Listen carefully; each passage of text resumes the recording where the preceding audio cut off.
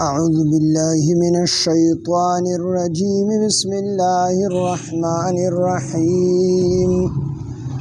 أفمن يعلم أنما أنزل إليك من ربك الحق كمن هو أعمى إنما يتذكر أولو الألباب الذين يوفون بعهد الله ولا ينقضون الميثاق والذين يصلون ما أمر الله به أن يوصل ويخشون ربهم ويخافون سوء الحساب صدق الله العظيم رب اشرح لي صدري ويسر لي أمري واحلل عقدة من لساني يفقهوا قولي رب زدني علما سبحانك لا علم لنا إلا ما علمتنا إنك أنت العليم الحكيم سورة رعد ديار لسم سپارہ آیات نمبر 19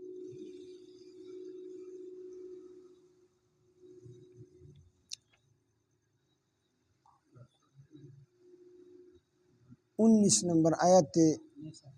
نصف نرست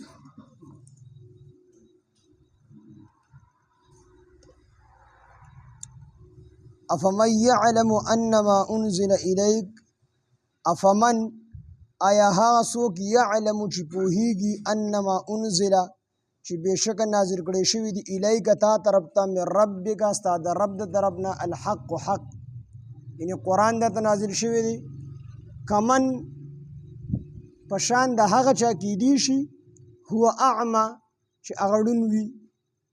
انما يتذكر بشکا نصیحت حاصل اولو الالباب دا د عقل خوندانو د پاره دي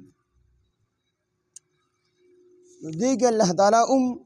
فرمایي چې هغه څوک چې هغه په دې خبره باندې پوهیږي او په دې خبره باندې زړه مطمئني او په دې خبره باندې پوه شي وي چې دا کوم قرآن تا طرف ته الله تعالی طرف نه کوم دی نازل شوی دی نو دا حق کتاب دی نو دا کسو او ها کس چې هغه ړوند دی د دې په باره کې زړه ړوند دی دا خبره د هغه زړه نه مني نو هغه کس چې هغه ړوند دی یعنې زړه ړوند دی نو دا دواړه برابر کېدلی شي نو هرګز برابر نشي کېدلی انما یتذکرو بېشکه نصیحت حاصلول دي اولو الالباب د عقل خاوندانو لا اوس د عقل خاوندان څوک دي نو په دې وروستنو آیاتونو کې چې کوم خلق د عقل خاوندان دي عقل والدي پوهه خلق دي نو د هغې صفات بیانېږي چې دا کم صفت په پکې وي نو هغه به د عقل خاوند دي او چې کم صفت پکې نه وي دا به د عقل خاوندو نه وي نو د هغې صفات بیانېږي لومبنۍ صفت الذین د عقل خاوندان هغه دي یوفونه چې هغې پوره کوي بعهد الله وعده د الله تعالی ولا ينقضون او دوی نه ماتوي المیثاق پخه وعده د الله تعالی لومبۍ صفت د عقلمندو خلکو دا دی چې دوی به د الله تعالی وعده پوره کوي او د الله تعالی وعده به نه ماتي نو چې کوم خلک د الله تعالی وعده پوره کوي دا به د عقل خاوندانی دا به پوهه خلک وي او چې څوک د الله تعالی وعده نه پوره کوي ماتي یې نو دا به ناپوهه خلک یوفون چې دوی پوره کوي بعهد الله وعده د الله تعالی ولا ينقضون الميثاق او دوی نه ماتوي وعده د الله تعالی نو د دې وعدې نه کومه وعده مراد ده نو بعضې مفسرین وایي چې د دې نه هغه وعده مراد ده چې د خلکو په عالم الارواح کې د الله سره کړې ده الله ترې وعده اخیستې ده د عرفات په دې میدان کې الله جل شانه د حضرت آدم علیه السلام نه چې کوم بچي پیدا کېدل د هغې نه راواخله تر قیامته پورې چې کوم انسان لا نه دی راغلی څومره پیدا کېږي دا ټول الله تعالی د دې ټولو روحونه پیدا کړل بیا ورله عقل ورکو پوهه ورله ورکړله او بیا ورته د خپل توحید دلایل بیان کړل د هغې نه پس ورته الله وفرمیل الستو بربکم زه ستاسو رب نیمه دې ټولو په یو اواز وي قالو بله الله ولې نه د زمونږ رب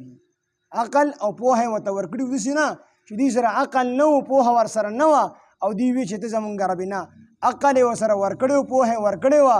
بیا وروستو ته الله جل شانه تپوس کړی دی چې زه ستاسو رب نه یم. دې ټولو په یو آواز وایي قالو بلا الله ولې نه ته زمونږ ربي انت ربنا ته زمونږ ربي. او د حضرت علی رضی الله مبارک راځي فرمایي چې هغه وعده ماته د الله تعالی اوس هم یاد ده او دا خبر راته هم یاد ده چې الله په کوم ټیم کې وعده اغستله زما نه ښي طرف ته سوکو او ګس طرف ته رانه سو. نو دا وعده الله تعالی اغستې ده د دې نه دا وعده مراد ده. دویم قول پکې دا دی چې د دې نه د انبیا علیهم السلام وعده مراد ده چې د خپلو امتونو نه وعده اغستې وه چې د خپلو امتونو نه وعده اغستې وه نو د امت سره چې کومه وعده کړې ده د ایمان نو د انبیا علیهم السلام والا وعده ته مراد ده. نو الذین ها کسان یوفون چې هغوی پوره کوي بعهد الله وعده د الله تعالی ولا ينقضون الميثاق او دوی وعده نه ماتوي. دویم صفت والذین ها کسان یصلون چې دوی یوځای کوي ما هغه څه امر الله به چې حکم کړی دی الله تعالی په هغې باندې ان یوصل د یوځای کولو. نو دویم صفت یې دا دی چې الله تعالی د کوم څیز د یوځای کولو حکم کړی دی نو دوی هغه څیز یوځای کوي هغه څیزو هغه دوی یوځای کوي. نو هغه څه دي؟ نو مشهور تفسیر پکې دا دی چې د دې نه صلې رحمي مراد ده چې الله وي خپلوانو سره به تعلق نه پرېږدي خپلوانو سره به تعلق نه پرېږدي. نو الله تعالی د دې قطع رحمۍ نه منع کړې ده او د صلې رحمۍ حکم الله تعالی کړی چې دا خپل خپلوان رايوځای کړي دا جدا کوی مو نو دا ته مراد ده. دویم تفسیر پکې دا دی چې د ایمان سره اعمال صالحه دا یوځای کول د ایمان سره اعمال صالحه یوځای کول ایمان هم راوړه او ورسره ایمان صالحه نیک اعمال ورسره هم یوځای کا نو د دین ایمان او اعمال صالحه دا مراد دي. مشهور تفسیر دا دی چې مراد ته صلې رحمي ده. نو دا صفت دا د اولو الالباب صفت والذین ها کسان یصلون چې دوی یوځای کوي ما هغه څه امر الله چې حکم کړلی الله تعالی به په هغې سره ان یوصل د یوځای کولو. بل صفت یې څه دی؟ ویخشون او دوی یریږي ربهم د خپل رب نه ویخافون او دوی یریږي سوء الحساب د سخت حساب نه د بد حساب نه یریږي د الله نه یریږي او د الله تعالی دغه سخت حساب نه یریږي د ورځ د قیامت نه یریږي. نو دا صفت هم د اولو الالباب د عقل د خاوندانو دی. بل صفت یې دا دی چې والذین د عقل خاوندان هغه دي صبرو چې دوی صبر کړی دی ابتغاء وجه ربهم د خپل رب د رضا د لټولو دپاره د خپل رب د رضا د تلاش کولو دپاره دوی صبر کړلی. واقاموا الصلاة او دوی منځونه قیموي نو صبر کوي. والذین ها کسان صبرو چې دوی صبر کړلی ابتغاء وجه ربهم د خپل رب د رضامندۍ د لټولو دپاره. نو صبر دا په درې قسمه باندې دی. یو چې کوم دی صبر دا علی المصائب دی صبر علی الطاعات صبر علی الطاعات یعنی په اطاعت باندې صبر کول. یو سړی چې کوم دی په سهار یخنیږي او دس وکي او بیا په سړځای کې جومات ته را رواني څومره تکلیف ورته میلاویږي نو دی په دې نیکۍ باندې صبر کوي په دې نیکۍ چې دې ته کوم تکلیف میلاویږي په دې باندې صبر کوي. نو یو قسم صبر دا دی صبر علی الطاعات. دویم دی صبر علی المعصیت صبر د ګناه نه په بچ کېدو باندې. اوس غیبت نه دی خپل ځان منې کې څومره ګران کار دی. یا مثال په طور دی روژه ده او په روژه کې د یخ اوبو ته زړه شوی دی نو که دی دا روژه ماتي ګنهګارېږي که نه نو د ګناه نه په دې منع کېدو باندې دې صبر وکړي. نو صبر عن المعصیتو یو صبر علی الطاعات چې دې کله نیکۍ کې د نیکۍ پوره کولو کې په ده باندې کوم تکلیف راځي هغه برداشت کړي. دویم صبر عن المعصیت دې د ګناه نه په یو ځان بچ کړي نو دې د دې ګناه نه په دې بچ کېدو کې دته چې کوم دې تکلیف میلاویږي په دغه تکلیف باندې صبر کړي.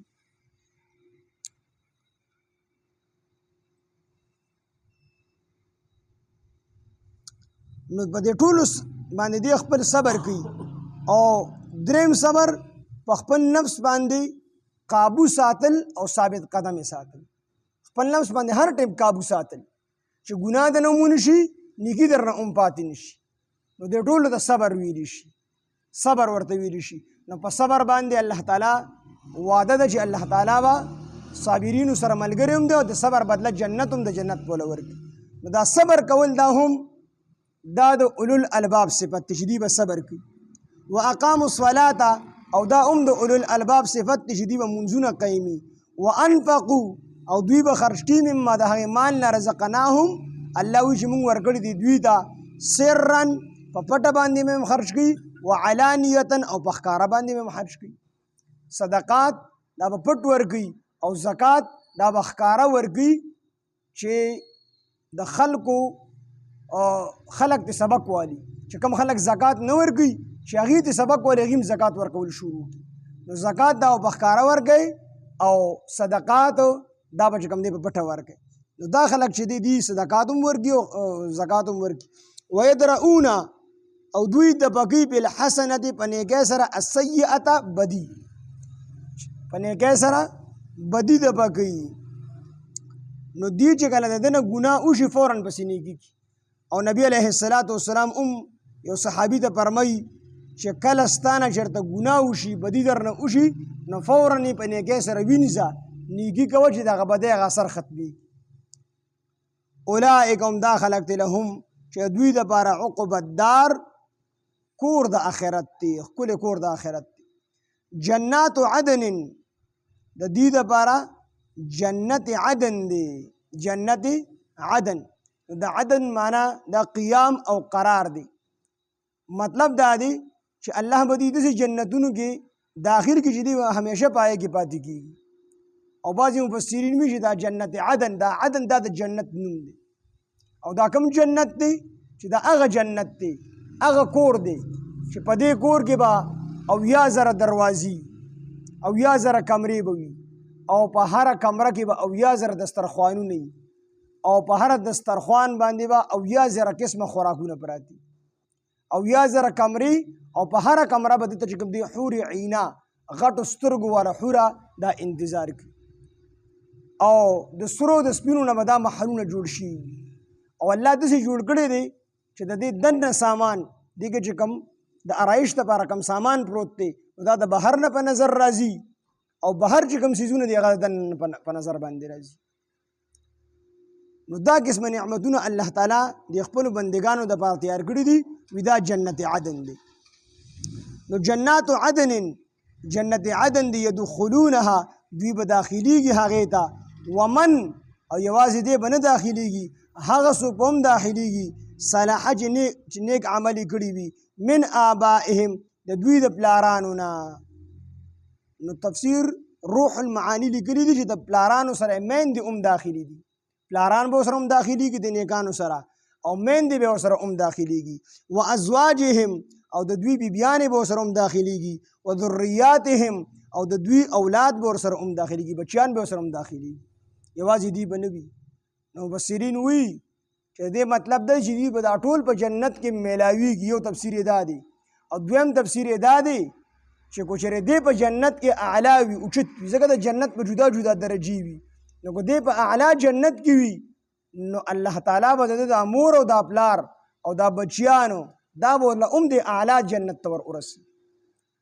مثال زوی په اوچت جنت کې دی، په بر درجه کې دی، او پلار او مور دی په لاندې درجه کې دي، نو الله دې کته نه راګوزي، بلکې دا مور او پلار به ورله بره ور وخیږي. یو تفسیر یې دا دی چې ومن او هغه څوک صلحه چې نیک عملي کړي وي من آبائهم، یا نیکان وي من آبائهم د دوی د پلارانو نه، و ازواجهم او د دوی د بیبیانو نه، و ذریاتهم او د دوی د اولاد نه، والملائکة او فرشتې یدخلون به داخلیږي علیهم په دوی باندې من کل باب د هرې دروازې نه. الله فرشتو ته حکم وکړي ورشه زما د دې بندګانو باندې سلامونه ور واچوئ، د دې استقبال وکئ، دی خوشحاله کړئ. سلام دی بی علیکم په تاسو باندې، بما په سبب د هغه څه صبرتم چې تاسو صبر کړی دی، تاسو دنیا کې صبر کړی دی. فنعم عقب الدار او ډیر خو کور دی کور د آخرت فنعمه ډیر ښه دی عقب الدار کور د آخرت والذین ها کسان ینقضون چې دوی ماتي عهد الله وعدې د الله تعالی من بعد میثاقه وروستو د پخېدو د هغې نه ویقطعون او دوی کټکي ما هغه څه امر الله چې حکم کړی الله تعالی به په هغې سره ان یوصله د یو ځای کولو ویفسدون فی الارض او دوی فساد کوي په ځمکه کې اولئک هم دا خلک دی لهم اللعنة چې په دوی باندې د دوی دپاره لعنت دی ولهم او د دوی دپاره سوء الدار بد کور دی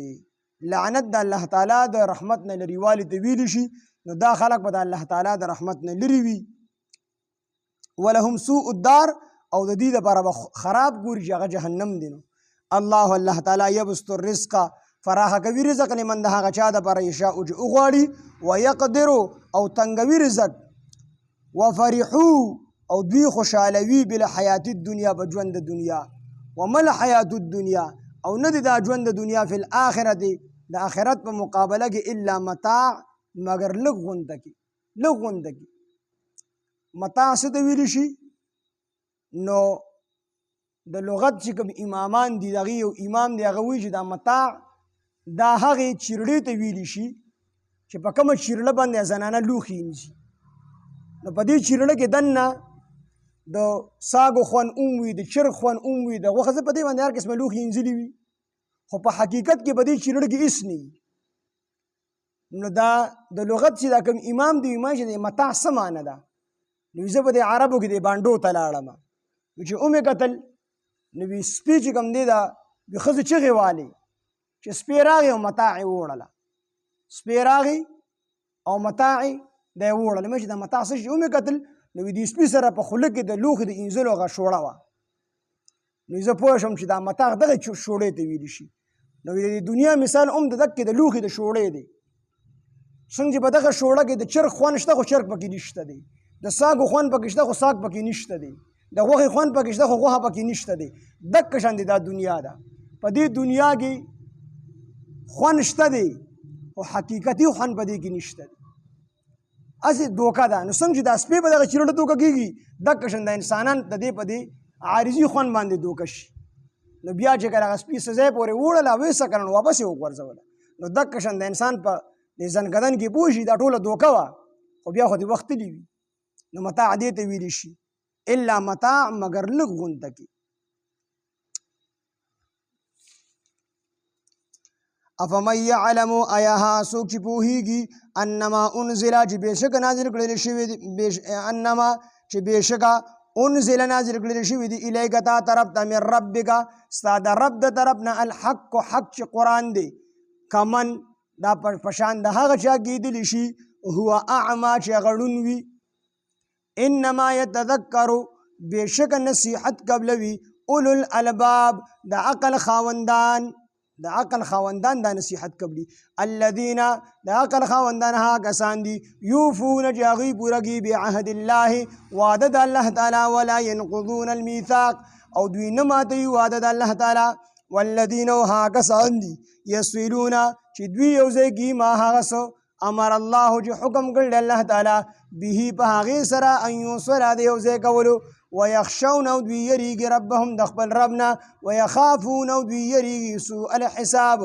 د سخت حساب نه د بد حساب نه والذین ها کسان صبروا چې دوی صبر کړی دی ابتغاء وجه ربهم د خپل رب ابتغاء وجه ربهم د خپل رب د رضا د لټولو دپاره واقاموا الصلاة او دوی قایم کړي دي منځونه قایمي منځونه وانفقوا او دوی خرج کوي مما د هغې څه نه رزقناهم چې موږ ورکړي دي دوی ته سرا په پټه باندې وعلانیتا او په ښکاره باندې ویدرؤون او دوی دفع کوي بالحسنة په نیکۍ سره السیئة بدي اولئک هم دا خلک دی لهم چې د دوی دپاره عقب الدار کور د آخرت دی ښه کور د آخرت دی جنات عدن چې هغه جنات عدن دی یدخلونها دوی به داخلیږي هغې ته ومن او هغه څوک به ورسره داخلیږي صلحه چې نیک اعمال یې کړي وي یا چې نیک وي من آبائهم د دوی د باباګانو نه و ازواجهم من آبائهم د دوی د پلارانو نه وازواجهم او د دوی د بیبیانو وذریاتهم او د دوی د اولادنا والملائکه فرشته يدخلون بداخليږي عليهم په دوی باندې من كل باب د هر دروازې د جنتنا سلام سلام علیکم د پتا سو باندې وي فرشته به دسوي سلام علیکم پتا سو باندې سلام وي بما په سبب د هغه سو صبرتم چې تاسو صبر کړی دي فنعما پس ډیر خدي عقبت دار کور د آخرت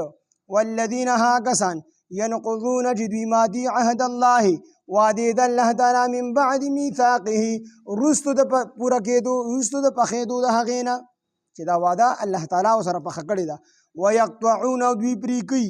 ما هغه سو امر الله چې حکم کړی دی الله تعالی به په هغې سره ان یوصلا د یو ځای کولو ويفسدون او دوی فساد کوي فی الارض پس ځمکه کې اولئک هم دا خلک لهم د دوی دپاره اللعنة لعنت دی ولهم او د دوی دپاره سوء الدار بد کور دی د آخرت الله تعالی بد کور د آخرت یعنی جهنم دی الله تعالی یبسط الرزق فراخ کوي رزق لمن د هغه چا دپاره یشاء چې وغواړي ویقدر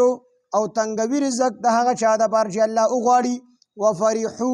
او دوی خوشحاله کوي بالحیات الدنیا په ژوند د دنیا وما الحیات الدنیا او ندی دا ژوند د دنیا فی الاخرت د آخرت په مقابله کې الا متاع مگر لږ غوندې سبحان الله بحمده سبحانك اللهم بحمدك اشهد ان لا اله الا انت نستغفرك ونتوب اليك سبحان ربك رب العزه عما يصفون وسلام على المرسلين والحمد لله رب العالمين آمين برحمتك